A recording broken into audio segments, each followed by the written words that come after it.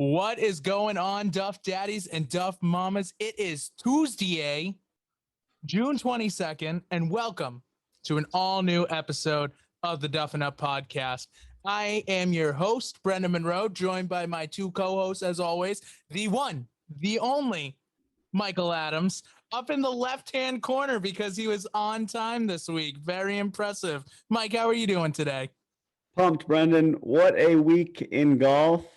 We're going to dive right into it. Let's get after it. Timmy, I know you got some awesome news to share.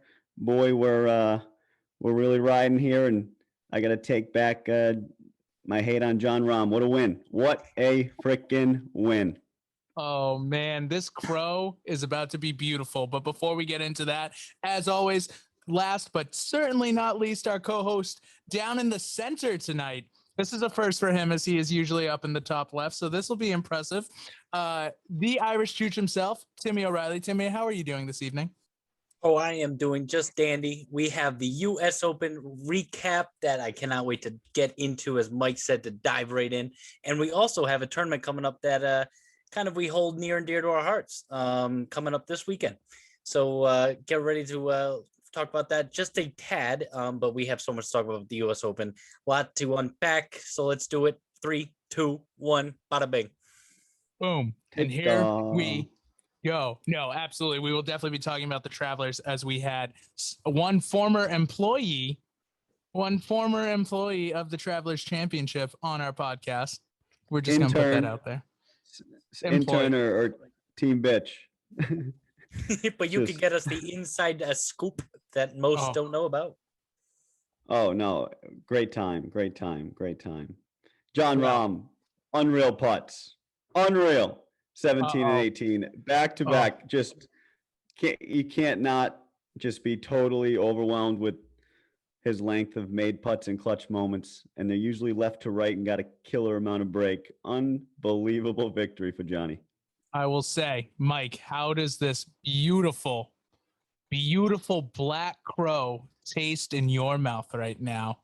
You are the me version for Jon Rahm as I am to Bryson. You are the only not the only hater. Bryson has a lot of hater, but you were the number one Jon Rahm hater going into this week, as me and Timbo Slice are talking about how much we want Jon Rahm to win. He loves Torrey Pines. He proposed to his wife there. It looks exactly like his first win at the Farmers Insurance there. If you look at the cliffs, they look exactly like his hometown in Barrica, Spain. And we are talking about how this is just lining up to be Jon Rahm. And you come in, I hate that guy, Jon Rahm. I will say he's come around on me. And I'll tell you why. I mean, he, in that interview afterwards, he teared up, right? He got emotional. You could tell that he was human. He let all of his just hard work and all those emotions fill him up to almost tears. They were very close, or maybe trickling down one or two. Gave Seve a huge shout out. Said this was for Seve Ballesteros, another Spaniard who never got it done in the U.S. Open, but just saw all his emotions come out, was happy for him. I really never rooted against him, meaning I never wanted to see him do badly. I just did not want to see him win, because I did not think that he was just a little bit over the top, maybe a little too rah, tough guy, gets mad, shows his emotions in a bad light. And maybe that rubbed me the wrong way. And maybe I gave him some shit for playing after his kid was born, but that's all good and well. I am totally happy he won. Look out, because this could be many more to come. He is clutch. He is a very freaking good golfer. And if you try and emulate his swing, you'll break your back. Jesus, I couldn't agree more. When Brendan was talking about just all the factors that were in his favor, Torrey Pines, it just looks like his country. It's all this. I mean, the stars and moon aligned in his favor this weekend. He was the favorite, and usually in a golf tournament, there's 156 in this particular field, and the best player, the one who was favored, he won, and it doesn't happen often in golf. But he won. I wish I picked him in my fantasy, that's for sure. But it seems like I know it almost seems like a too good to be true kind of scenario. And but I mean, he won. I mean, those last two putts, I mean, jeepers crow. Have we seen better fist bumps since Tiger? I don't know. And they he brings the energy. He brings the energy like that. That's cool. We had not seen better fist pumps since Jon Rahm at the BMW last year when he hit that 66-foot putt and went nuts. Went absolutely insane. I mean, none of those putts were like that putt, but I'll tell you what, man, everyone, I mean, we'll get into the meltdowns because it was watching meltdown porn on, like, we can say that, right? We're not that leaderboard FCC. was stacked. That leaderboard was stacked. You looked at that and you're like, this has got the makings to be something special. And then Rahm wins it again, noontime. He's eating lunch. He freaking walks in and wins it, right, Tim? Like he finished what, four groups ahead. Was it three, Brendan? Four? He was the third group. Yes, he was third to last group. Yeah, third to last group, finishes and then just sits and waits and watches and wins it. I mean, choke jobs all around. I mean, it was a great leaderboard when the last group was on like the 15th hole, and then we were like looking at the leaderboard. We have just stack. We have Rory. We have everyone. We have just everybody. It's like an all-star team. It's what we want to see in the U.S. Open.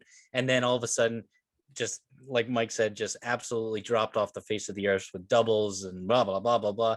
But at the end, it was they even showed the leaderboard when it was just the last couple holes. They only showed two names on that leaderboard because everyone else was pretty much out of it. The next best was Harris English, and he was at -3. Well, we'll get to Harris English. We'll get there. Don't you worry. But it was, and we're going to get into the meltdowns. The meltdowns were beautiful. The meltdowns warmed my heart. They made me think, it brought back like to legitimate 2006 Winged Foot when everyone was just like, I don't want to win this tournament. I don't really want to win. Like, except for John, because Rahm was the only one who like did this, saw it, and was like, I'm gonna go get it. I'm gonna go get it. Everybody, those two beautiful putts. Mikey, please come in. Everybody played almost like just scared and just didn't really dial in. Rahm, again, was the third to last group, so he finishes up. And on those last two holes, he was dialed in. And he hit a couple, I forget, on the 17th or no, 18th. He one putted that green. I mean, he missed the green in regulation. He was bunker. Sand trap, yeah. And hit it and played a safe shot. It wasn't a good sand trap out. It was not good. It wasn't good, but he gave himself a shot at it. Like he didn't want to put it in the water and risk like just taking his name out of it. He honestly he needed a 2-putt that to win, like he won by 2 strokes over. He won by 1. Was it 1? Louis? Yeah, because Louis hit the birdie putt. Louis hit that last one. Oh, he would have missed it. That if if that was a one shot, no chance Louis hits that. Chance. So no chance. Talk about another choke job in 2021 for Louis Oosthuizen. I mean, another one. You root for the guy. You love the guy. You love his swing. He's terrific. He's like you listen to people talk about Louis. He's a great follow on the course. He like engages. He's singing Adele in airplanes. Like he's so carefree. People talk about him like if he cared like 3% more, he'd be major winner all over the place. Maybe he doesn't care enough. I don't know. He doesn't really let on to that. But Oosthuizen, another McIlroy. I mean, you guys want to break McIlroy? Another one. Where are you? I know it was a crazy Sunday. I mean, but looking at it, like I'm super happy, and we're gonna get into everyone else, but I do want to make it about Jon Rahm right now because, like, think about what he went through at Memorial. Think about going into that with a 6-shot lead. Patrick Cantlay basically saying at the end of the tournament, like, there's no chance I would. You know what I mean? Like, Cantlay and Morikawa were basically both saying, like, probably would have won this if Jon was still playing, and having to withdraw, not being able to see his family for, a couple weeks, not being able to be there. And he even said in the post game, or not the post game, the post golf. I guess post game, post golf, post round, post round. Whatever. Yeah, we'll go post round. I like post game. Yeah, I mean, it's always a post game interview, but the post round interview, and when he won, he even said like, I wasn't there when my parents met my son because I was still in the COVID protocol and I was still quarantining. And you sit there and you're just like, gee, you know what I mean? You just sit, you listen to everything. That's another thing I've come around on. Like and Timmy, you referred to this last week. He handled this situation beautifully. Like he was told by the PGA officials on the 18th green of a tournament, you're winning by 6 shots. You're going to make a couple $1 million, go home real happy. You get told COVID, go home. See you later. Lock up. Hopefully you can get to the U.S. Open. Now imagine that. Imagine if he didn't even. But regardless, he broke down and he was very mature and understanding, but also frustrated. But didn't again. He's a guy who gets riled up. He's a guy who lets his emotions show. And if in that situation he's responding like a mature human, and he absolutely did, you got to gain a lot of respect there. And then to have all that hit you and go in and win the next week. Again, he does talk about how San Diego, and when he touches down there, he just feels at home. He said that before he won this cup, what is it? What's the US Open trophy called? Championship. It's just the US Open trophy. Oh, that's annoying. It's not like the Wanamaker. No, it's not like the Green Jacket. I wanted to say Claret-Jug, but that's the Open. Oh boy. I think the U.S. Open Trophy may have an actual name, but no one calls it everyone just calls it the U.S. Open Trophy. We just call it like Tin Tiger or something. What's the Claret-Jug? Claret-Jug is what, Brendan? The Open. Or the Open. Yeah. Oh, I thought Brendan. I thought you just said that it wasn't. No, so the Wanamaker's the PGA, the Claret-Jug's the Open, the Green Jacket, and they have that cool little thing that DJ made look like tiny when he held it in his big ass hands in 2020. And then Matsuyama makes it look normal size because Matsuyama's a normal sized human. But they got that little one that looks, I think it's just the Augusta Clubhouse, basically. Yeah. It's not a Green Jacket. The Green Jacket is better than the trophy. Anyway. Right. Oh, yeah. Yeah. Oh, for sure. For sure. I mean, no one's like, oh my God, that's the Masters trophy. Everyone's like, oh, that's the Green Jacket. But yeah, so it was really cool to see. Yeah. Just so much coming out of Jon Rahm winning, being the first Spanish-born player, talking about Seve and talking about how Seve always wanted to win the U.S. Open. Do I totally believe that? I don't know. You know what I mean? That's kind of I mean, you hear Greg Norman always wanted to win the Masters, but at the same time, you're like, well, you won all these other freaking championships, so have fun with that. But I'm sure he wanted to win the U.S. Open. Come on. I'm sure he did too, but I'm just saying, it's it's just weird. But Seve did win a lot, so I guess pass it around. He won 50 times on the European tour. No one's even close to him on the European tour. He literally won every event possible on the European tour. But being able to say that, you know what I mean, being the first Spanish-born, being the first Arizona State graduate to win a U.S. Open. They kind of took a little dig at Phil right there, which was unfortunate. They said that? Oh, yeah. Second. Oh, Arizona. ridiculous. Yeah. But, and we're going to bring it back to Phil because all of us love Phil. He's just, everyone's golf dad.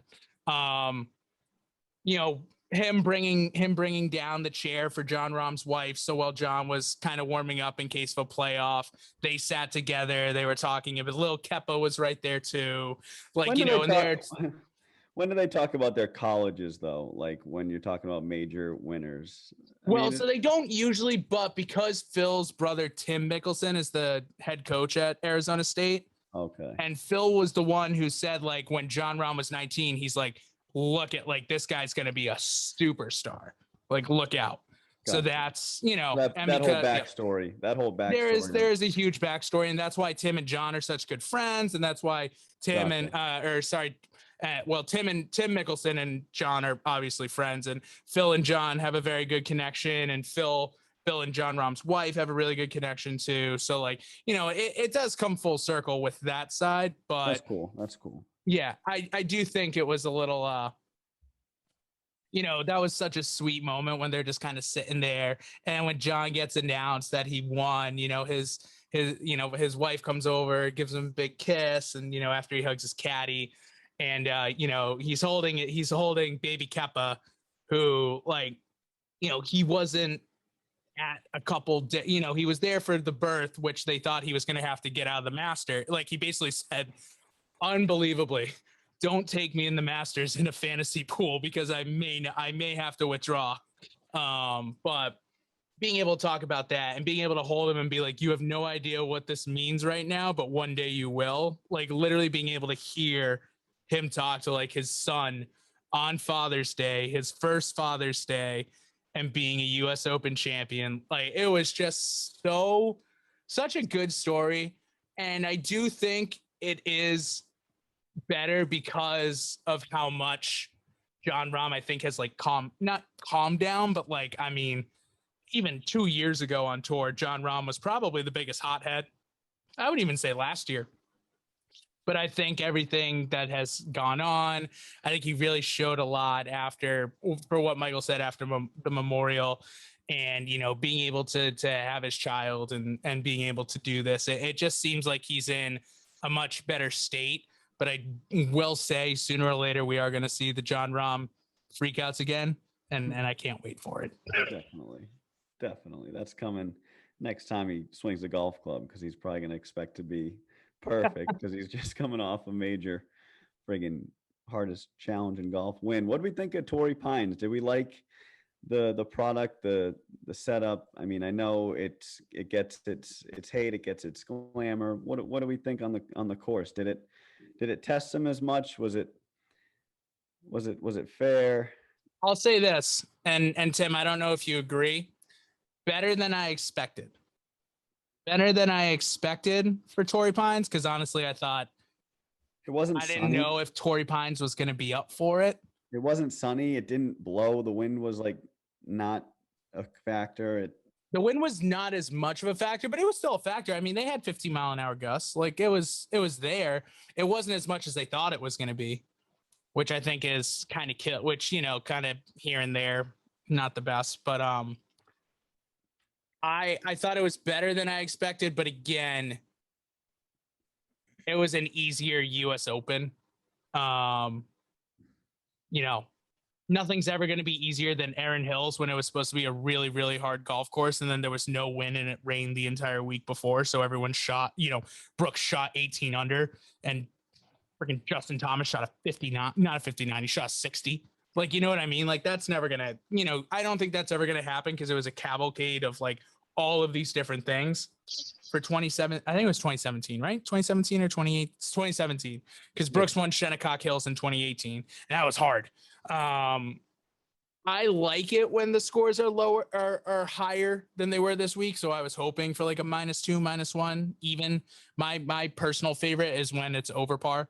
Like, I like when the US Open's a +1 or +2. I just think like that's like, you're never gonna see that in any other tournament. So I like being able to see that. Yeah. So I think it was better on Saturday and Sunday. I think it was better than expected. The cut line was low. Cut line was low. Tim, you're plus the guru. 4.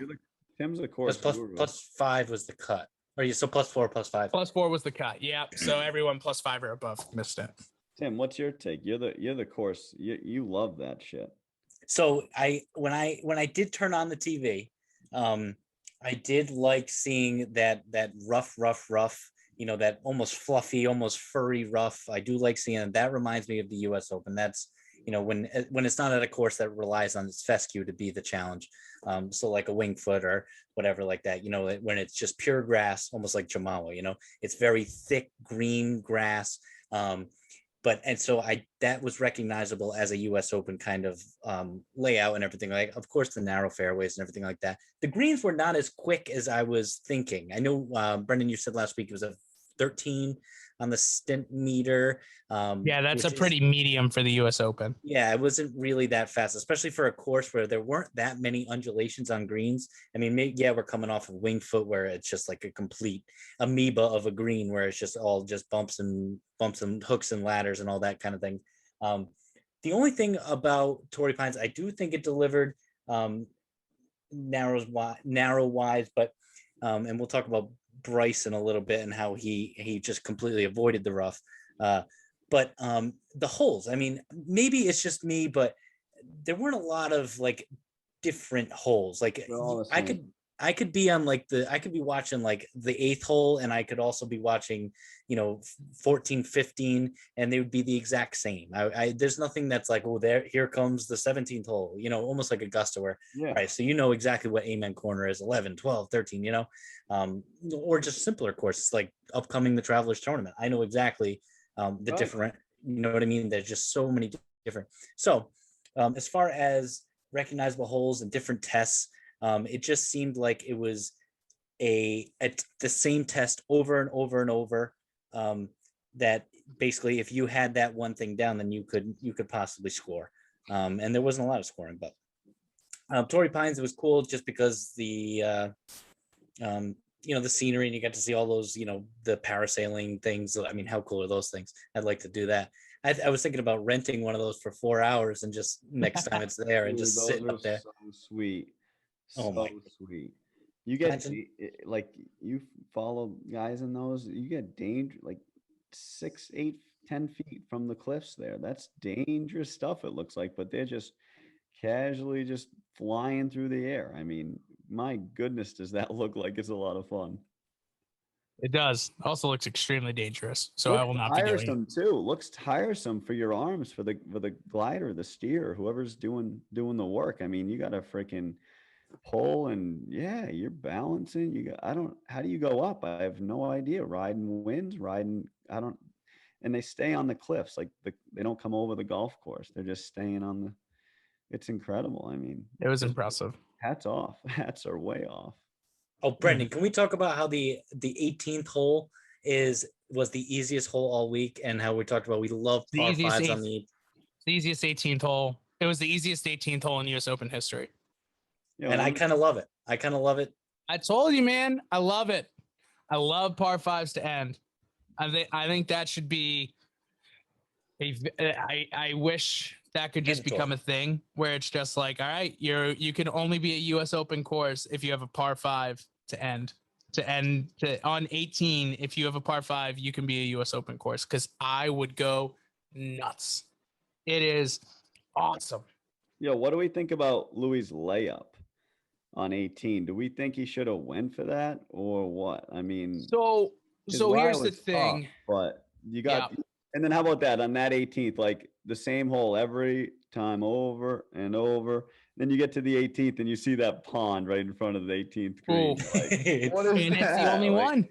It's the only one. It's like, all right, we at least tried to change it up on 18. Why don't we do that on 1 through 17? Like, my goodness. But honestly, I know I watched Tiger's just immaculate performance against Rocco, but that pond just like, you don't expect it after the first 17. You hop to 18, you're like, whoa, you got some water on the course. All right. Devlin's Billabong, baby. So obviously Louis what was Louis? Like 230 out, like buried lie in the rough, like, and he has water like on front. Yeah, no, he was like 240 or 250 at least. He doesn't go for that. These guys can get. Justin Thomas he had a 291 to the pin. He landed it like way over, like middle of the fairway. He didn't even hit driver. He hits like a 3-wood. I don't even know. These guys can hit it to 250, but you're laying up. Watch Tin Cup one time, laying up. Go for it, Louis. Go for it, baby. Come on. You hole out there, you win the thing.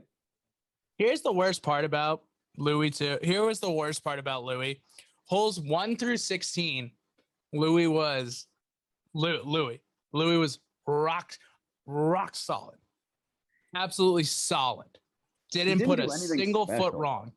No, but he wasn't hitting it great. Like, he was still battling, and he was making these pars like for 8 feet. And you're like, that's Louis. I know, but that's his game. The best putter on tour within 10 feet. We talked about it at the Zurich. He's the guy. If you're 10 feet in, you want him on the putter, and he just proved it. He was absolutely a steel bar, just putting these things. Just absolutely couldn't be more solid. And on the 17th, until 17. On the 17th, he's had all these push fade block misses right. Now he does what we ask. He tries to come through the thing and he hooks it left into a freaking bush. And he's got to take an unplayable. I mean, the guy, he can't catch a break. What an absolute nightmare of a 17th hole. Oh, well, you kind of knew it was coming too. Not like knew it was coming, but I was just like thinking about the Zurich when he just completely sliced it right into the drink in the middle of the pond, just on that 18th hole. I'm like, oh my God, if he hits even slightly left, he has to take a drop or whatever. And then it just felt like it was coming. Then it's not even like he hit it, you saw it bounce, and you're like, oh shoot. But then he almost saved that. He made bogey, right? Yeah, he almost made par. He only made bogey. So it's like if you or I, you put it in this shit and you got to drop one, it's like, all right, we're looking at like an 8. Like he's like, 7 at least. He's like, how can I make par here? And he almost does it. Yeah, it was crazy. I do think it's tough for him too, right? Because like obviously Louis doesn't have to worry about money anymore because he's made so much on tour. But you do go there and you're just like, all right, like, do I have a better shot if I go for the green right now? But I'm probably gonna hit it. Like, let's be real, I'm probably gonna hit it in the water. Or do I have a better shot if I do lay it up, get it to 100, and just hit a freaking spectacular wedge? Which he didn't hit a spectacular wedge in. You know what I mean? Like he hit a good wedge, got it solid. Made the birdie putt, but can't believe he made that putt. I definitely turned it off after that. I don't remember. I don't remember that. Oh yeah, yeah. He made that putt, but Louis is unfortunately, and this is a very sad stat. So he has the career Grand Slam in finishing in second place in the majors. He has 6 second place finishes now in majors, and he has gone back to back this year, second places. Ooh-wee.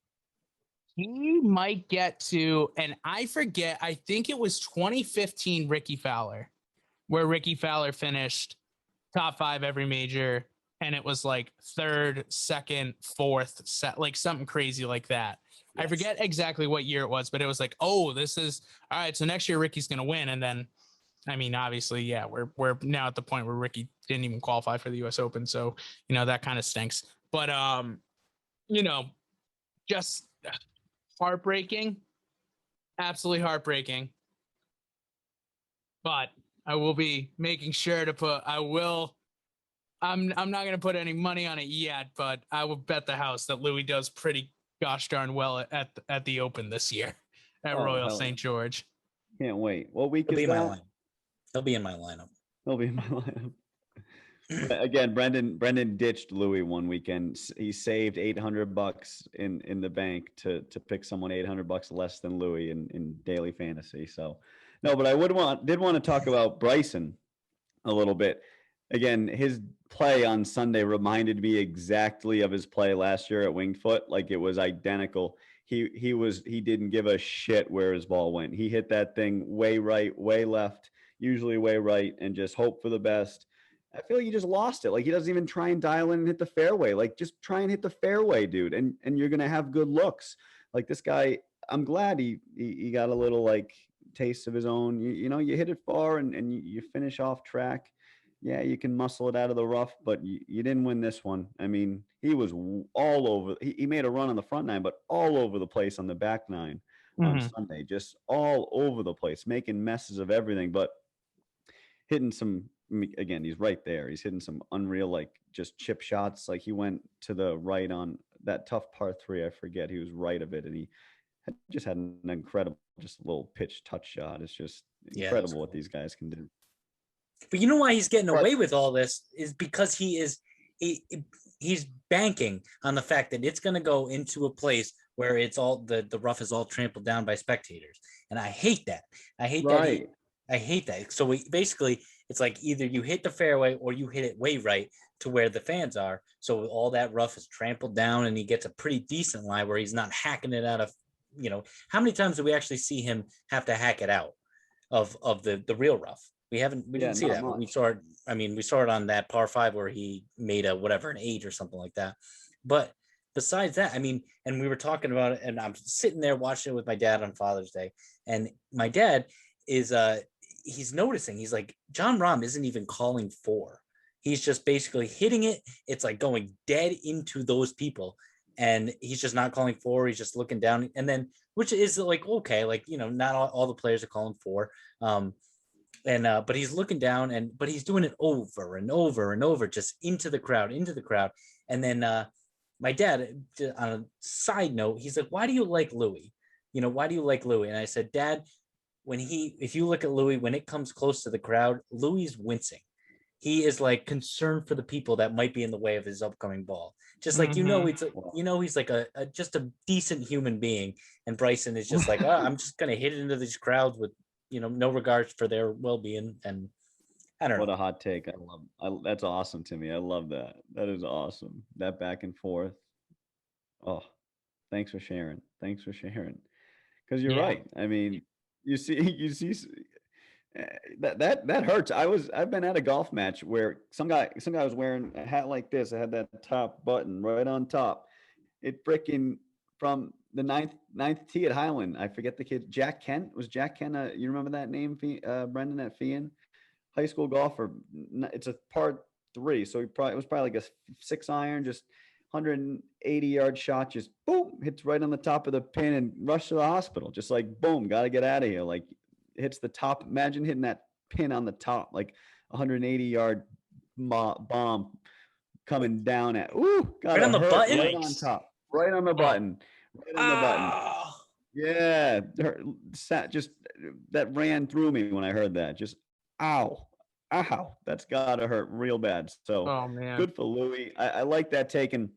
Yeah, the Torrey Pines, the rough in one area could have been like the same area, but the rough could be decent here, brutal here. It's like 2 feet of difference, and you get screwed because you're 2 feet left instead of 2 feet right. I mean, these guys catching breaks left and right, and we need more golf courses just lined with trees, or just put some nets. Like if you hit it way right, there's a big net. You can't go over it. Like you're screwed. You got to go backwards. Like you got to hit it backwards. That's a good idea. I like it. I like it. No, that'd be kind of funny. Like tree line fairways, just you can't be blocking it right and left. Like I know this was more of a link style course, kind of we talked about, but it just seemed like Bryson could hit it 400 yards and go find it and have a shot at it. And what are we teaching here? Straight. Give guys like Zach Johnson a shot. Give guys like Kevin Kisner a shot. Make guys freaking have to put it here. On some holes, because some can be open, But no, I don't know. I'm satisfied with the result, the winner. I'm glad it was done in a fashion the way that it was done. That guy earned it. Jon Rahm made 2 very clutch putts, and he earned that shit. So kudos. Oh, absolutely. He did go for it, bud. No, I don't know. Remember you guys watch Brooks Bryson boxes? They put them side by side on Sunday. Yeah. Like on the TV, they put Brooks and Bryson. It was just classic. It was just they're pumping it up so big time. It's awesome, man. And both of them didn't tie in last, but they didn't win it, so I'm pumped about it. Oh man. Yeah, we'll definitely talk about that Brooks and Bryson thing in a little bit. But boy, I don't know if you guys remember this at all, and I don't really want to touch on it, but Harris English going in 3rd place at -3, and like him just finishing up like 2 hours before everyone else was just the most ridiculous thing in the world. And, when he posted the score, we're like, oh, -3, like that'll probably be, that'll be pretty good. Like that could be top 10. Then nope, just 3rd place out of freaking nowhere. Just Harris English out of nowhere. God. He was making money watching TV. Timmy, you picked him in your lineup this week, right? I did. It was great. You just unfortunately Tony Finau missed the cut, so I was just basically out of contention. Finau. Oh my God. What are we doing? We will get to the notable miscuts because there's a lot. But Harry, you said he finished 2 hours? 2 hours. Oh my God. He finished He finished while Jon Rahm was on the 11th hole. He's watching all this carnage and he's literally just watching. And he's just like, all right, that my check went up $50,000. Oh, my check just went up $100,000. Like, you know what I mean? Like, he's just like, damn, this is awesome. I'm so happy. I mean, we did have some other great guys like finishing top 5, rounding it out. T4 with Morikawa, Koepka, and another big time energy guy coming out of nowhere, Guido Migliozzi. What a name! What a name! Sounds like if you didn't know where he was from, you knew where he was from just based on his name. Could be from there. It could be from Federal Hill in Providence. We don't know. Or Cranston or something like that. Yeah. Yo, some of those shots though on Sunday late in the round, like I remember Morikawa had one, just bladed it like 30 yards over the green. Just that he's probably had that shot a million times. That pressure, man, it's if Morikawa could have putted, Morikawa would have won. Like, not would have won, but he would have been very, very close to win. I feel like guys check out too, like when they screw up, like when they're just like late. Bryson just checked out. Like he knew, like, I got no shot now. It's like I feel like that just gradually takes effect and eventually just overoccupies your mind and you can't get out of it, and it's just downhill from there. Spiral. And you look at it too, it's just heartbreak city for some guys. Like you watch Rory, and Rory's like, he's up, he's down, he's up, he's down, and it's like, oh, he's Rory's making a run, he's making a run, he's gonna make the run, he's gonna get in, and then it's just like, whoa. Yeah. No, bogey 11, double 12, but then he comes back. Like he's always coming back. But like never enough to be in complete contention, just enough to be backdoor top 5. He gets. But that's what separates him, like being a great player, and Bryson, who's a good player as far as mentally, right? Because Bryson is just checked out. He's like you said, Mike. Oh, he gone. As soon as he makes a quad bogey or triple bogey, doesn't even want to try. As hard as he can, doesn't care where it goes on the next tee. You're right, Tim. Rory, and he backdoor top 5s, but like if you gave him 22 holes, like he might eventually take you know what I mean? Like he's always like, if he makes a bogey and then a double, like you said, like he'll put it on the green and 2 on the next hole, and it's like shit. Like if he makes this and that's an eagle, now he did that, right? I think he like. And again, some of these putts are like hanging on edges and just bad breaks. And he putted a beautifully lag putts. Like I don't remember too many of his misses, but he was toying with the heartstrings. I was rooting for him. That was my guy. I would love for him to be a better putter. Maybe that'll come with age. It would be so much fun to watch, and he would be that much better if he could just be a great putter. I mean, I'm not saying he's a bad putter, but I don't feel comfortable when he's putting. It's almost like watch Morikawa, a little bit of the same thing, like you're saying, Brennan. When I was watching him on the screen, I was like, Morikawa. Every time I'm like, this is gonna lip out. Every time it's a big putt, I'm like, it's gonna lip out. Like literally, like no matter how many times it goes around, I'm like, that's coming out. Like it's crazy. Also, for any of you watching on the YouTube, that was another session. That was another ravaging episode of when the host needs to go get another beer. Top beer. No, you're right. Rory, though, those 8-footers, Louis making them. Rory, you're usually seeing him slide by one way or the other. Rory and Morikawa, that's their biggest. I think their biggest holes in their games is that the fact that like every time Morikawa has a 10-foot putt for par, I'm like, ugh. Every time Louis has a 10-foot putt for par, I'm like, okay, let's go to the next hole. Like, it's going in. Let's go to the next hole. Mm-hmm. But now we kind of get into my favorite part of the U.S. Open. I think it's your guys' favorite part of the U.S. Open too.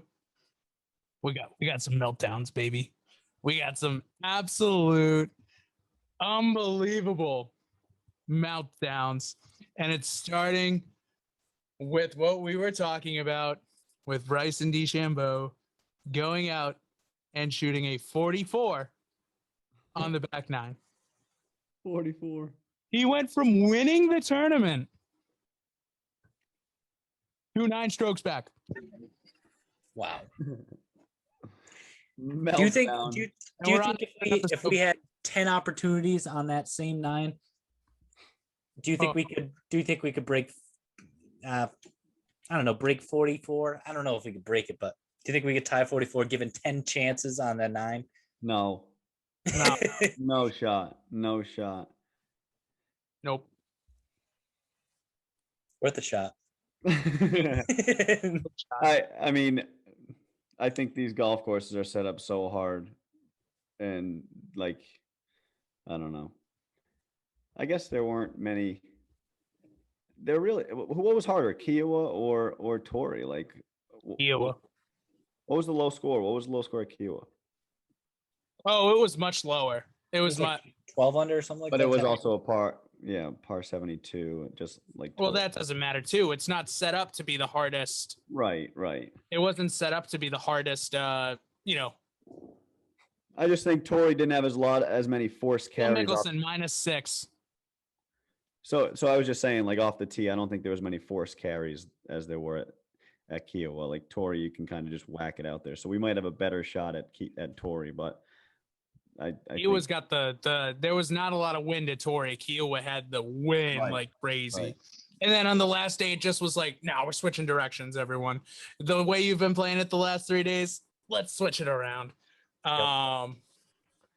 But I mean, Bryson is obviously the biggest one with the 44 on the back. Ian Poulter played himself out of contention with a 42 on the back 9. Shane Lowry. He played well. Shane Lowry and Mackenzie Hughes with a 41 on the back. Mackenzie Hughes putting a golf ball into a tree. Unreal. Didn't come down. Didn't come down. Was staring at it, hoping it would come down. Didn't come down. What are you doing? Do you just like go and like shake the tree? Like I think there should be something allowed on that side. No, don't hit it in the tree, yo. Now, what happens? This is another question I posed to my dad. I said, what happens if a fan all of a sudden before he even gets to the ball, before the player, any player who hits into a tree, before they get to the ball, what happens if a fan like jumps up on the tree and shakes it down? Does the player get a penalty? No, live ball. That's what I mean. Help the guy out. I don't know. That's true. It could come down. I mean, but it looked like it was stuck between. It was staying up there. That thing wasn't coming down, even if you shook the whole tree sideways. No, you need a chainsaw to get that one down. Talk about a meltdown with Mackenzie Hughes. I mean, see you later, dude. He looked like deer in the headlights on the first tee. I mean, you could just tell he was going nowhere. Yeah, him and Russell Henley both really struggling. On the last, they were the most lackluster names. I mean, I wasn't really rooting for either one. I mean, there were so many other names that I was rooting for. Not that I was rooting against them. I just didn't. Right. Henley was a little more surprising than. Yeah, Hughes. I mean, Hughes came in missing like 5 straight cuts in a row. Yeah. Yeah, but Mackenzie Hughes is probably. I mean, I know we say Corey Connors is the best Canadian golfer. Like Mackenzie Hughes is not a very far behind second. It's quite a close second if he's not 1A. He's a. Oh, I love Mackenzie Hughes. Fine. No, a lot of people do, but how much does he weigh? I mean, he's got to weigh 100 pounds soaking wet. 100 pounds soaking wet. And he hits the ball like that. I mean, that gives us all hope, you know. Miles. I think I found something today, guys, in my swing. I think I found something. Very nice. We'll talk about very nice. A couple pure ones, you know, they feel freaking great. I gotta hear this. We do have unfortunately, you know, we were just talking about the back 9 meltdowns, but we do have one man in particular who just decided as soon as he made the cut, he's like, I'm done. I'm out. Richard Bland, 36 hole co-leader, 48 years old, out of England, won his first tournament this year. 36 hole lead, and then was like, I'm good. I'm gonna shoot. I'm gonna shoot 6 over par and 7 over par. I'm gonna finish way back. I'm good. I mean, oh man, I was rooting for him so hard because I was like, this would be an unreal story. He didn't even have sponsors on his shirts. They were like, they were. No one knew who was sponsoring him. It was insane. was unbelievable. Flex Seal, you got your new one. Hey, Sebastian Munoz, you know who you got to help out on that one. Send your buddy over to send Richard Bland the guys for Flex Seal so he can saw his boat in half and fix it. Get Dick Bland some Flex Seal, will you? I mean, him and Lee Westwood. He finished one shot worse than Lee Westwood. Finest aged whiskey and golf right there. Oh. Lee Westwood didn't live up to the hype. No, it's okay though. It's okay. I don't think we're ever gonna see what we saw with Lee Westwood this year when he went back-to-back second places. Like, that was impressive. I was so happy around that too. That was great. Oh, We'll see on the PGL next year. See you, bud. Oh Jesus. Yeah, we are gonna see him on. He's gonna be a number. Him and Phil are gonna be 1 and 1A on the first guys that are just like, sign me up for $30 million. I'll be there. Oh, I'd be there too. I don't want it to happen, but I'd be there too. You know, I do think we did talk about it. We did talk about Bryson, you know, kind of messing up. We talked about Brooks finishing T5, you know, tied for fourth and having another freaking amazing major championship. Like, I don't know what we do at this point. I don't know what we do. Like, do we just say Bryson can go that route? I mean, sorry, Brooks can go the route where he's just like, you don't have to play in any other tournaments, but like, you can go ahead and come play the majors. Like, are we there yet? Like, I don't know. I think he obviously doesn't. I mean, it's well known that he doesn't care about any other tournament, so he will definitely be another PGL candidate. Yeah. The only other tournament he cares about is the Waste Management because he's won that, I think, twice now. And when it was the Western Open, it was almost a fifth major. It was considered golf's fifth major, like the Players is now, but it's not. So I guess he's just like, yeah, this used to be a major, so I'll just win it. See you later, Brooksy. Not a fan. I know. But what we do have to say and what we do have to look at now is there is still like this Bryson versus Brooks. This stat is unbelievable. So Bryson and Brooks have played in 17 major championships concurrently. Brooks has finished higher in 15 of those 17 major championships. So last year's U.S. Open. And this year's Masters, I think, because Brooks missed the cut. Wow. Okay. Yeah, Brooks is definitely. He's gonna be no surprise anymore. No surprise. He can talk the game. He acts tough. Acts like he doesn't care. Talks a big game. He's gonna be there. I'm gonna root against him. Bring it on, Brooks. Bring it on. So are you team Bryson? I'm team neither. Okay. But if the rest of the field perishes, I'm going Bryson. Yep. If it comes down to an 18-hole playoff next year, on when they reinstate the 18-hole playoff, and it's Bryson and Brooks, I'll root for Bryson too. That's classic. Feel betrayed. Feel absolutely betrayed by my co-host right now. Why? You're a Brooksy guy? I'm neither guy, but I will root for Brooks over Bryson. Contrarian play. I love it. You love that. I'm not a contrarian play. This is a very mainstream play. This is very normal. This is how 90% of golf fans look at it. You know why I think I can tolerate Bryson and his antics about changing the game and getting around certain rules and things like that is because I will give a shout out to Michael's brother. And because we have grown up with him, and he is a little shit because he comes up with ways around things. For instance, we played baseball all our lives as righties up until we were, I don't know, whatever, 10, 12, 11, whatever. And we set up all our fields to where we can play, where we can have like a left field that is long enough so it's challenging home run. And most of our fields that had a very short right field porch. So Chris, the little shit he is, and I respect the hell out of him for it, he just said, I'm going to turn and stand on the other side of the plate so I can have a short porch and I can just hit a little dinker. I don't think he ever hit one out though. But his thought process was there. It's like Bryson. He got to the other side of the plate and then he realized, oh, I'm 6 feet closer to first base. I'm just gonna lay it down and bunt because I can't freaking hit. So I'm gonna try and bunt my way on. Like that was his thought. I think you're absolutely right, Tim. Home run to all right. I still suck. Bunt. Oh man! Shout out Topher Adams. What an unbelievable Topher. But I respect the hell out of it. So he's kind of desensitized me to getting around the rules in a non-rule breaking way. Yeah, so I'm pretty sure so Bryson still wears like the metal spikes. Those are illegal. Like I'm pretty sure that those are like actually like illegal on the PGA Tour, and I think he has like a special exemption. No, Tiger does that.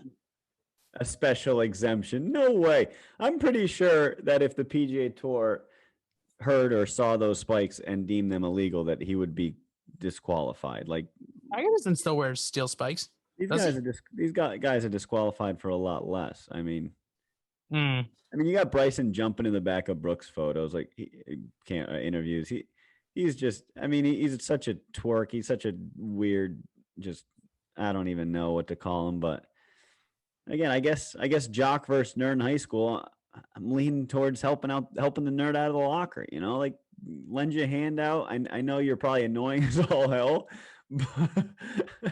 but oh, man. That big jock thinks he's a load of shit, and he whatever. Really does. Let him be.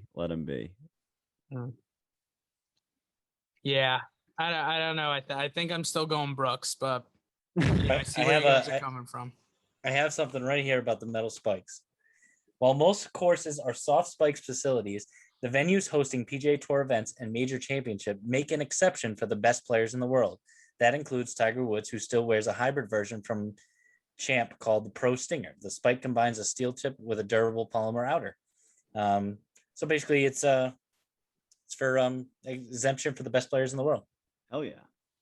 All right, Brennan, sit down.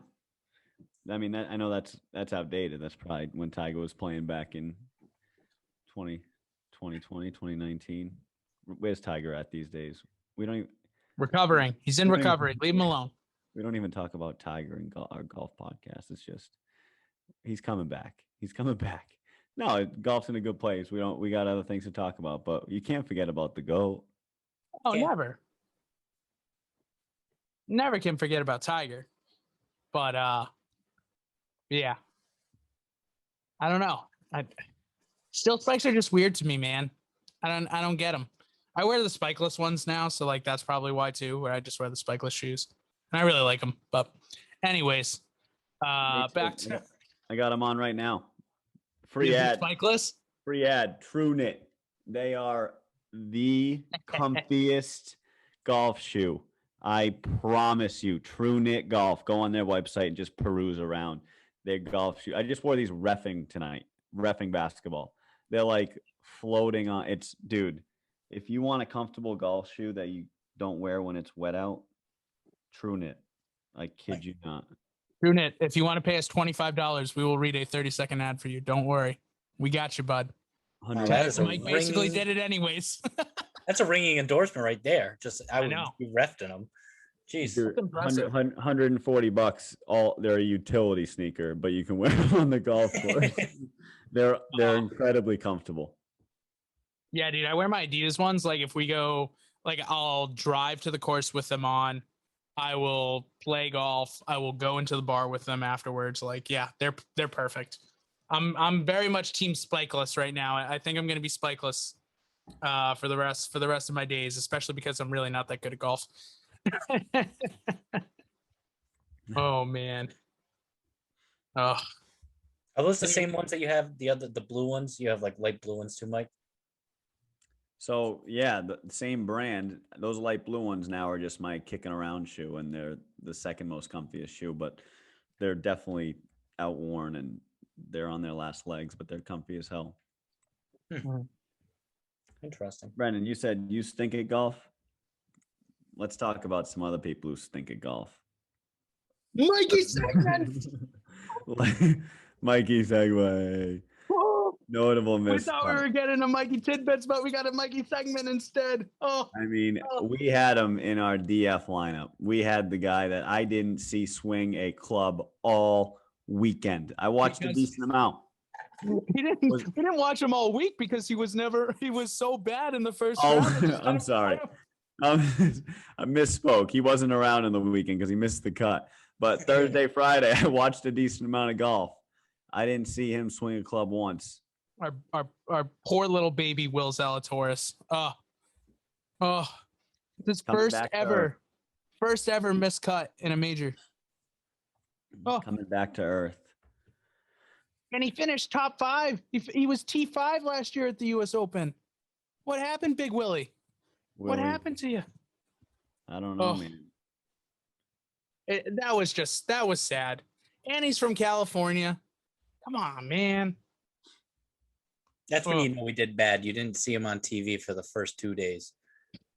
Did anybody have Xander Schauffele in their DF lineup? Yeah, did we touch on him at all? Did we skip him? He finished tied for 7th. I mean, him and Rory, they were kind of the same. You know what I mean?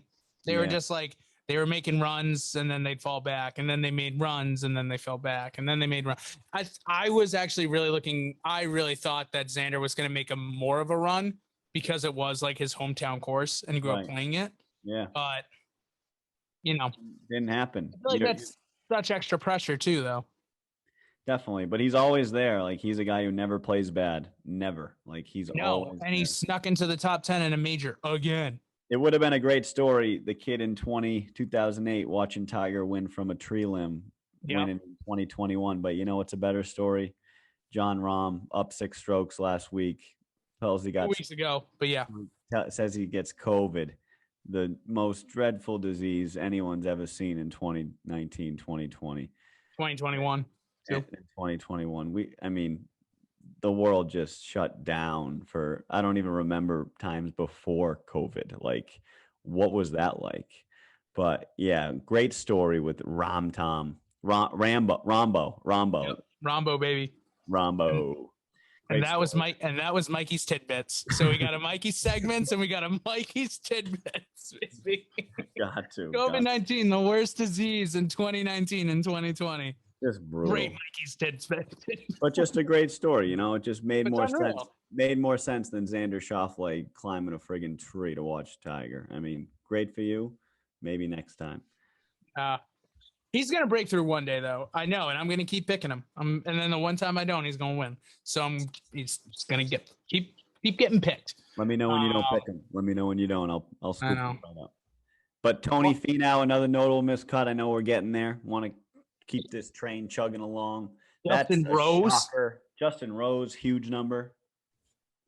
Webb. What did he shoot? This would have been the ultimate way. I mean, no offense to Jon Rahm, because it's a great story, but like, this would have been an ultimate Webb Simpson win. This would have been an ultimate, like, people talking that it's not a great course. People talking about like, who knows who's gonna win this? Like, blah blah blah blah blah. Like, no one thought Bryson could repeat. Like, and all of a sudden Webb Simpson comes in on just like his horse and buggy, and it's just like, I'm Webb Simpson. I went to Wake Forest, and then he just wins. Did he shoot an 80 or was it a 79? I think it was in 79. But Abe Answer, another guy that I had missed. Hoochie Coochie, no surprise. He's been kind of stinking this year. Bad year for Hoochie Coochie. Big surprises, 2 big surprises. Corey Connors, number 1. Corey's been good this year. Cam Smith, also a big surprise. And probably the biggest surprise of the week for a miscut, Victor Hovland withdrew. But he wasn't playing good anyways. Yeah. But he pulled got sand in his eye, so he's got to bail. Yeah, let people know you stink. I mean, if you were in first, no way you'd bail on sand in the eye. Come on. Didn't see that one coming. Yeah, but Cam Smith, what happened the past 2 majors? I mean, in the Masters played lights out, didn't win, but then the past 2 majors is non-existent. Don't know what's up with Cam Smith. All of a sudden, after his win in the Zurich, and he's MIA now. I don't know what's up. Had a great start to the year. Did have a great start to the year. Just the Victor Hovland. Jesus Christ. There's pictures online of like Victor Hovland with like a thing over his eye too. I'm just like, come on, man. Losing respect for him by the second. Oh no. I love me some Victor. I'm just kidding. Oh. Was it bad? I didn't even see it. Did he friggin' there's a lot of sand? I have no idea because it wasn't on freaking television. Because he was stinking. Yeah, right. But there's got it. Yeah. It doesn't sound good. I mean, it doesn't sound like he's very tough when they put it like he got sand in his eye and he missed a major, the U.S. Open, because he has sand in his eye. Doesn't sound good. Imagine that. Just like, what happened? Got sand in my eye. Had to. It's like SpongeBob back in the day. He ripped his pants. You know, had to withdraw. Ripped his pants. I'm actually surprised we didn't see that more out there this weekend. More guys withdraw from sand in the eye. There's so many friggin' bunkers out there. I mean, it was a lot of bunkers. Just one hole after the other. Same bunker right, same bunker left, middle of the fairway. You drive it there, you're in there. You drive it well right, you're lucky, you're not there. And then you approach the green, bunker right, bunker left. I mean, same thing over and over. We talked about it. But, yeah, I mean, a lot of sand flying around there this weekend. There's just going to be some guys who are going to tough it out. You know, I think you look at it, you know, going back to the rip pants analogy, there's some guys who are going to be like SpongeBob and Victor Hovland was like SpongeBob and he got out of there. There's other guys who are going to be like Ed Cooley and they're going to put a nice little Gatorade towel around the back of their pants and they're going to get right back out there. Wow, what a reference. Jon Rahm would have been one of those guys that was just like, put that Gatorade towel behind the butt and just get back out there. I think if I ever go play at Torrey, I think I'm going to wear goggles. Might as well. Water goggles. I think Victor Hovland sponsored goggles. Protect the eyes. I mean, a lot of sand. Obviously, we know it's a known injury out there. Gotta be sure to protect the eyes. Yes. Goggles. I mean, you're not wrong. You're not wrong at all. That's the thing. I'll take them off when I'm out of the bunker. That's right. Brennan, thank you very much. Now I got that Rip Pants song stuck in my head. God, now I'm just singing it. Got sand in the buns. Now I learned a lesson. Okay. Guys, it only took us an hour to go off the rails. This is impressive. Wow. Usually we're off in 10 minutes, so this is great. Oh man, what a show! What a great time! And that's how we conclude the wrap up of the 2021 U.S. Open. Wow, what a voice! Oh shoot! He's learning. He's learning. Sooner or later, he's going to get one of those 1920 microphones and just, as you can see, the Chicago Bears are out here playing the Green Bay Packers. The band is on the field.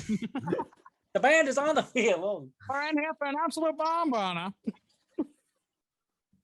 Oh, shoot. This monocle. Oh, man. Coming in for the Chicago Cubs, number 26, Bugsy Malone. Bugsy Malone is 5'6" and 120 pounds, and he can throw two balls, a fastball and a slow ball, and that's it. Wow. Off the cuff. That's pretty good. Shoot. Oh, man.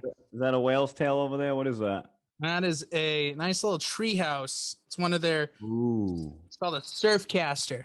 Nice. So free ad.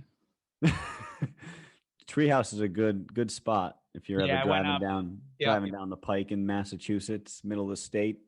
Mm-hmm. I got for Father's Day, since it was big Father's Day this weekend. So for Jon Rahm, it was great. We talked about it earlier. Great for him to win on Father's Day. But I went out to Treehouse and I grabbed my dad some beer, so that way he could have a nice little Father's Day, because we got him a new golf bag. Wow. And then I got him some Treehouse beer as well. Wow, what a guy. And I picked up the kind that I like too. And I was like, hey. What kind of golf bag? I think it's a Ping. I'm not sure. Oh, I don't know. I got a new golf bag. He picked it out, and then he in the most 2021 fashion of all time, he picked it out, he bought it, and then he zelled me and my sister for it. Yes. Good for him. I got a McGregor golf bag. Did you really? Yeah, they're small. They kind of hang like flat across the back, which I don't love. Like I like the kind of slant when it's double Mhm. strapped on your back so that the clubs don't like fall out.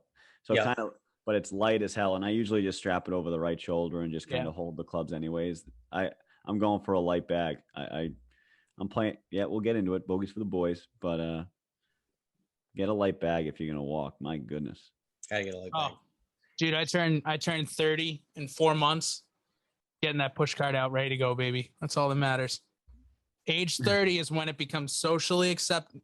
Timmy, don't you look at me like that. Don't you look at me like that. It just realized I'm the youngest person here. That never happens. You are. Wow. You are. We're getting 30s, baby. 30s. What were you saying though, Brendan? Once you hit 30s, it's socially acceptable. When you hit 30, it is extremely socially acceptable for a push cart. Okay. I think sometimes I'm learning light in the bag. Sometimes the push cart can be more of a burden than carrying. I mean, in some occasions, hilly courses, and kid you not, I have glow balls because I love playing in the DAC, but I keep all 12, the whole dozen in my golf bag. So when I'm when I'm traveling, when I carry my own bag, I'm just my back is screaming at me because I got huge, I obviously took those out. Like, smarten up, Mike. I mean, what are we doing? What are we doing? It's a good point. You don't need to carry a dozen balls that you're definitely not going to use. We're getting off the rails. That's what we're doing. I might need them. Find them, baby. Find them. I found a bunch. They cut the grass at Ledgemont. You find Pro V1s everywhere. It's like Christmas. You got to go on one ball search a year, and you come up with the year's worth of golf balls. Right. Oh, dude, just go into the woods go into the trees at Ledgemont. Especially now, do they even have the caddies anymore or no? I'm not sure. I think you might be able to select caddy, but might be certain times of the weekday. Not sure. It's definitely a weekend thing. I used to caddy when I was young. That's where I caddied.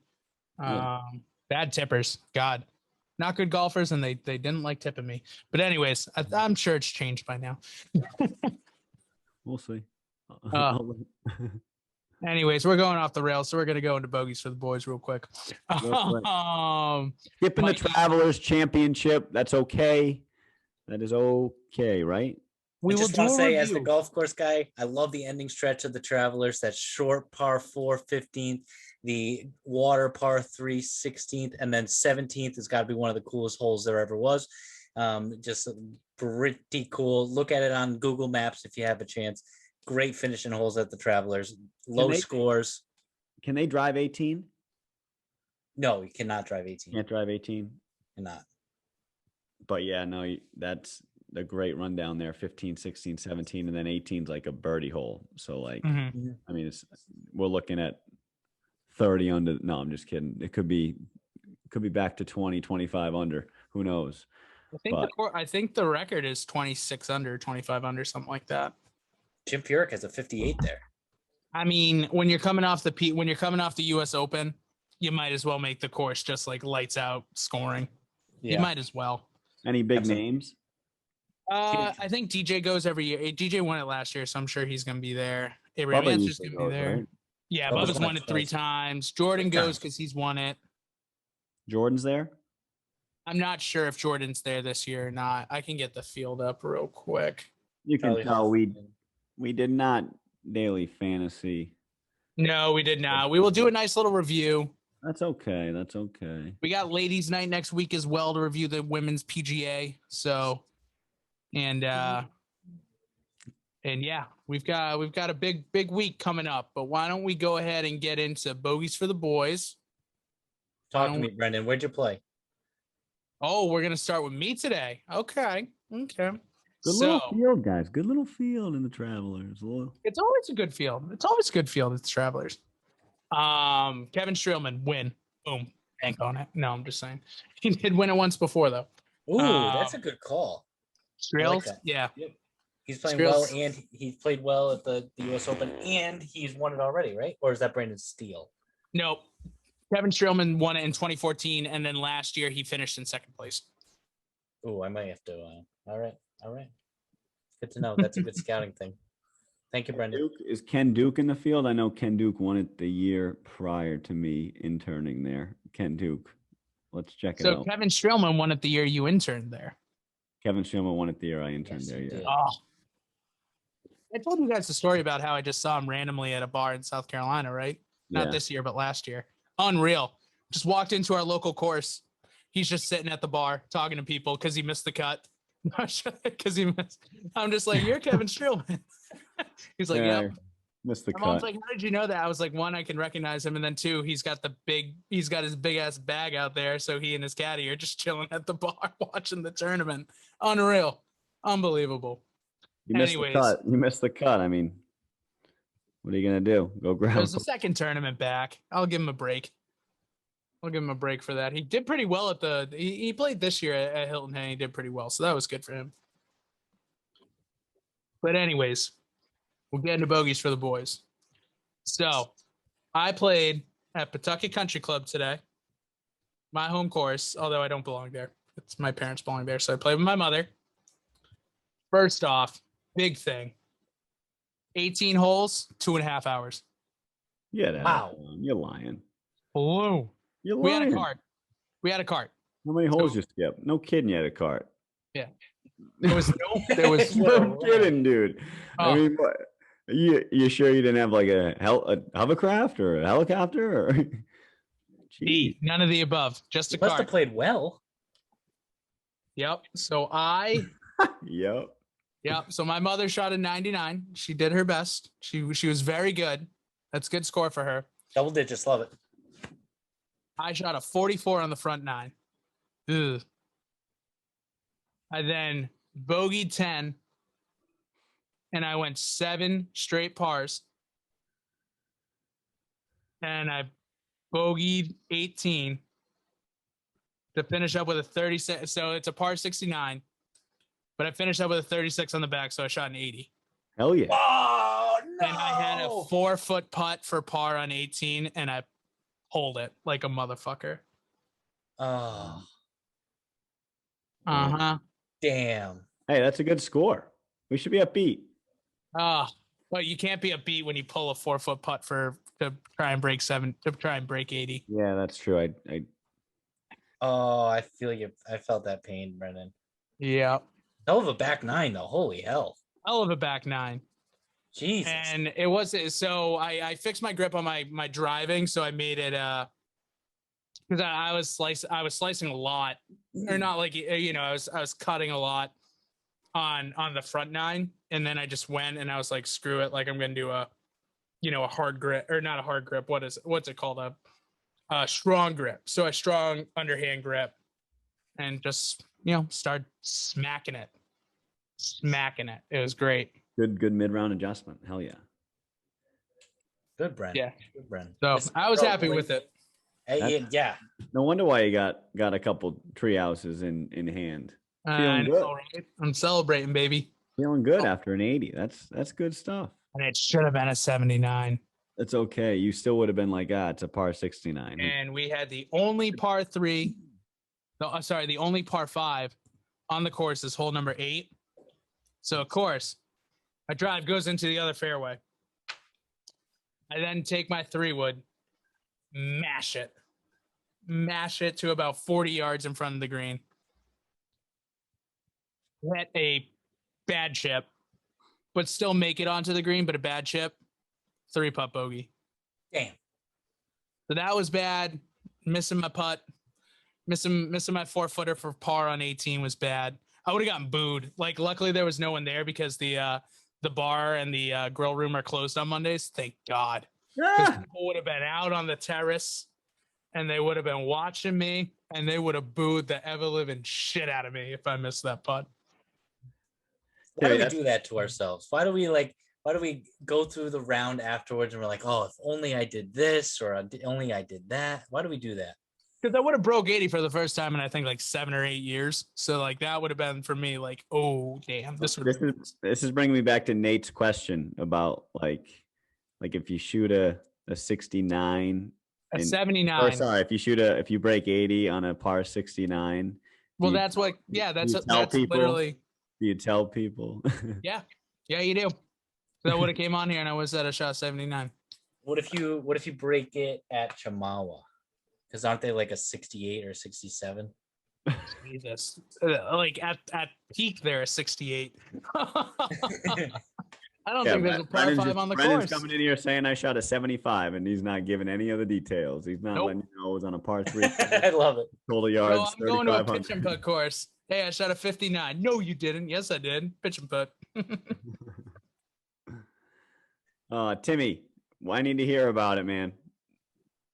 I need to hear about it. I've tried calling you. You don't friggin' answer your phone. You call me. Am I about to get Wally pipped?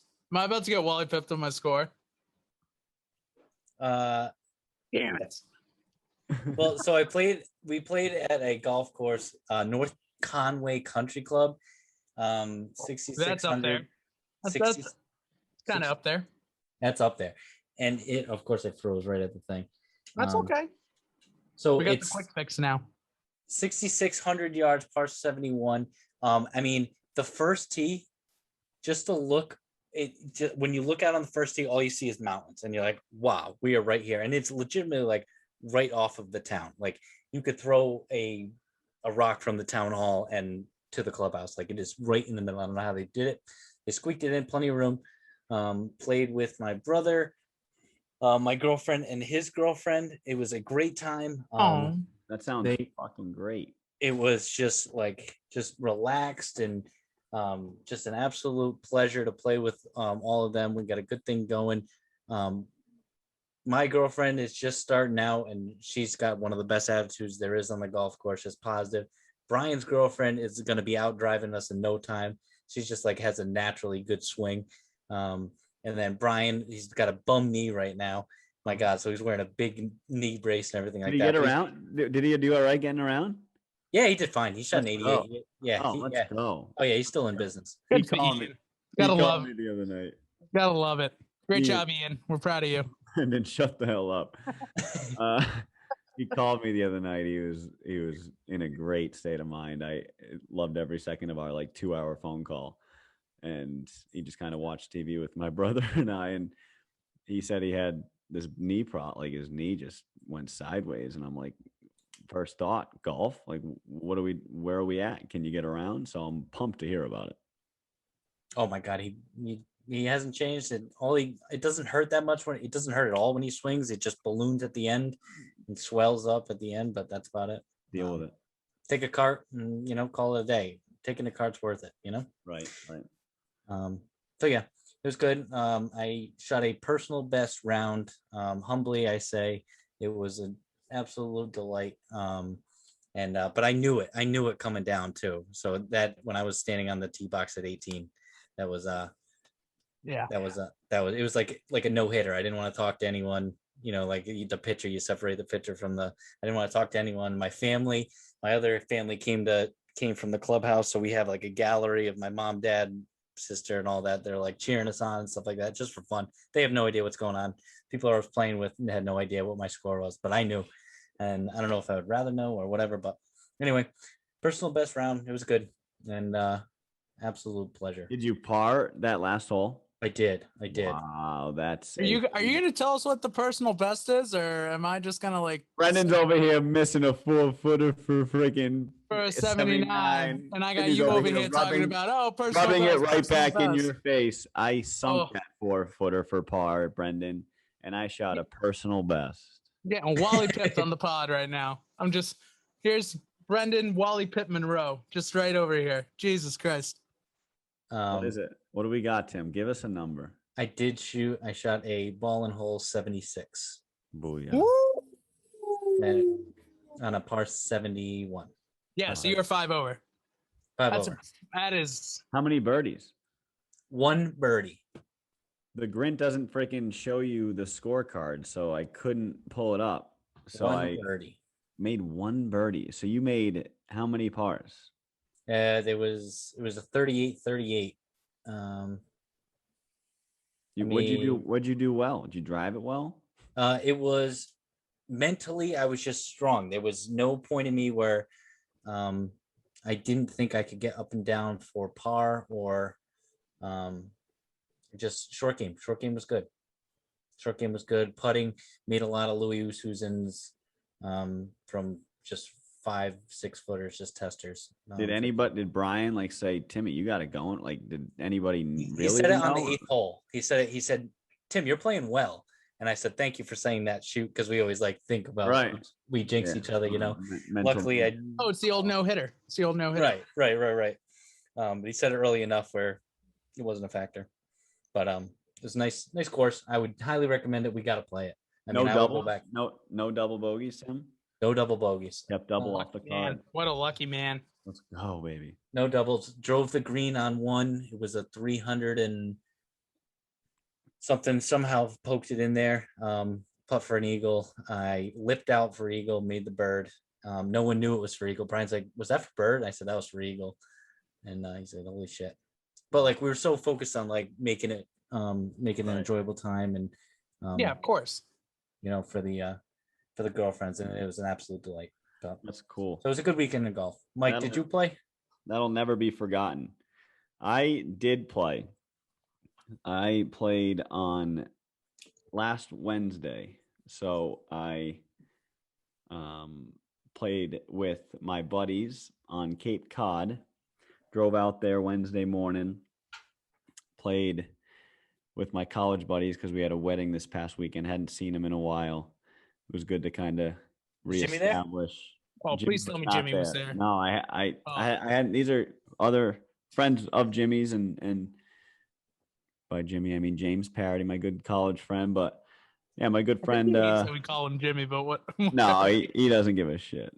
Okay. But good friends from college. Brandon Miller got married, but he didn't play with us. My friend Connor Tierney, Sean Martin, and Mike O'Day. Nice little foursome. So I actually shot up there Tuesday afternoon, played 9. Just kind of, we knew we had a big day ahead of us on Wednesday. We played the captain's course, Port and Starboard in Brewster. So it's a nice place. Didn't play great, but had a lot of fun. Played 36. Wow. Got done with 18, checking the work phone, making sure everything's kind of in the clear. Hopefully my agency is okay with me taking a nice little pre-wedding golf trip to see some college buddies and hang out and have some fun, and had some good times, good laughs, played 36 holes. Everything was cool and work. So I had a reffing commitment later that night, so it was just hilarious. I was scrambling. So I kid you not, like I played pretty bad. Shot an 88, I think, on the first 18, and shot like an 88 on the second 18. Wow. But shot a 39 on the from 18 to 27. So on the opening 9, I had 2 drinks at lunch. We had a nice lunch, 2 drinks, and like feeling good, like pretty, like obviously new 18, new mindset. And then, but I had like this refereeing obligation that I had to tend to. So like my mind was kind of elsewhere. So I was trying to get a fill in, someone to cover me. It was like hanging over my head. And I was kind of like playing like, all right, I'm probably going to go home. So let's like really try and dial in. Like I got to figure this out for work and reffing, but might only get to play 9 here. Little do you know, someone picks up my shift. I can play 18. I shoot a 49 on the back. Oh. 49 for a nice 88. Lose focus, what have you, make excuses. Totally sucked. Played today though, and I honestly played at Ledgemont a couple days ago and played with an old timer who used to be a coach at Barrington High School. Got taught by Billy Harmon, Butch's brother. So he knows what he's talking about, and he was giving me some tips about my shoulder and getting my chin up and getting my left shoulder back on the take back. He says if you have a good backswing, it's impossible to hit a bad shot. So I didn't incorporate in that round well at all. Like I was way left, like couldn't hit the ball straight at all when he was telling me this shit. And then I go out there today, and it wasn't even my shoulder, but it was kind of my loading up on my right leg, like just getting that, like pretty much I'm just kind of rocking back and just getting all my weight on my right side. Mm-hmm. And then pushing off my right to kind of, and a couple of shots that I just hit so straight and so crisp. I'm like, man, there's something here. So I got to keep working. Yeah. I think it's that for everyone too, when you find out what it, like, you know what I mean? When you just get like a little bit of a tip. Like for me, at least, like playing today, it was like, okay, like I've got like, I need to go from normal grip to a strong grip, because if I don't go, you know what I mean? if I don't hit the strong grip, like it's just not going to happen. Right. Hmm. So No, you're totally right. Little tips help, and sometimes it is said in a way where he's trying to get you to do something like the shoulder thing. Like I'm still like totally effed up by it, but it was all to get me on my back, like right side, and there's different ways to get there, and yeah. But my sand game, like I'm really trying to find out how to play out of the sand, because I mean it's tough, and I go at it so hard and the ball goes so far, and I'm like 5 yards from the pin, like greenside bunker. Like I don't need to swing that hard, but I don't trust myself when I don't. So it's that balance there. And then putting has been miserable too. Just can't make any putt. So it's just a whirlwind, but it's a grind that I love. And here we are. the worst part was about today too, guys. I will say, like my putting until the last hole was on point. And then I missed. I was hitting everything within 5 feet. I was hitting. Like I was like par, like every par putt. I was hitting it. I was doing great. And then Golf's It's very okay, fun when you Brendan. can stand over a putt and feel at least semi-confident, isn't the it? goddamn yips, just the It's okay. absolute yips. It's just on one 18. stroke. It's just one stroke. It's okay. I know, but I haven't broken 80, and I think it's been 7 years or 8 years like that, and that was when I was playing like every week. So that's like something I definitely want to get back to. But 7 pars in a row is hard as hell, man. I mean, that I is know, and there was tough. no birdies. That was just the worst part too. I So almost what? drove the green on 11 at Pawtucket. Like the Is that 200 roadside? Is that the Yep. roadside? Oh, that Yep. yeah. That's a Yep. good lefty hole. That's a good lefty hole. Went right into the bunker though. I came up I friggin' hit the front lip of the bunker. If it would have gone a yard farther, it would have hit the rough and probably bounced not onto the green, but would have been like close. If I'm a member there, Micheletti's has one golf ball every day in their parking lot. I'm gonna hit whatever I hit off the tee there. It's probably gonna be blocked right, and you don't want to be left there, right? No, you don't want to be. I mean, left is fine, but you definitely can't go right. You're on the road, baby. Left is also not good. No, Like it's just a hard hole. Like it's a hole. hard, short It's a par. short, hard. Yeah, and if you're a lefty, you can hit that little cut. But if you're a righty, you got to hit a draw. So it's, I don't know. But can hit a draw. golf, man, golf talk. Hell yeah, it's been a great one here. Oh, of course, and we still got one more segment. We do. If he's ready for it. Timmy's such a humble kid. I mean, kid shoots a 76, and me and Brendan are talking about our friggin' rounds. I know, right? Yeah. Classic, Timmy. But I'm so happy for you. I called you right when I saw that on the grid. I know you were probably busy, and then you called me back, and I was busy, and then we finally hear about it today for the first time. That is such a good feeling. You're never gonna forget that, and you can do better than that. Imagine That's that. what I mean. I don't want it to be my best round. It won't be. Love the question. Do you think you've ever shot your best round? I always want to answer no. No, definitely not. But what's this question? Because it ain't that, and my tummy's growling. Mikey segment's back in the game. All right. So we got a golfer poll right here. We got a golfer poll. I wanted to do something with the putting situation with Jon Rahm. But I was thinking about this when we were talking about I thought about this before. So if you were on the PGA Tour and you got scheduled, how on the first 2 days they have you paired with the same group, and you have one round is in the morning and one round is in the afternoon. So say your morning round was on Thursday, your Friday round is in the afternoon. They kind of flip-flop the 18s. What would be more ideal for you? Would you rather start on Thursday with a morning round, or start on Thursday with an afternoon round, followed by a Friday morning round, and or vice versa? Do you know what I mean by that? What's the weather like? That's what I mean. It's you don't know. And then think about it as far as like sleep and preparation and all that. Right. Golf courses are usually softer in the morning, easier to play. Yep. I think I'd rather make it harder for myself sooner and easier for myself later. So I would choose Thursday after, if again, in a vacuum, like you see it all the time, groupings get screwed because they catch bad weather both days and the other guys get, you know what I mean? But yeah, give me the late round tee time Thursday. I'll go out there and shoot a plus 25. Then I'll come in there Friday morning and try and dial in an 85, a 15 over or something.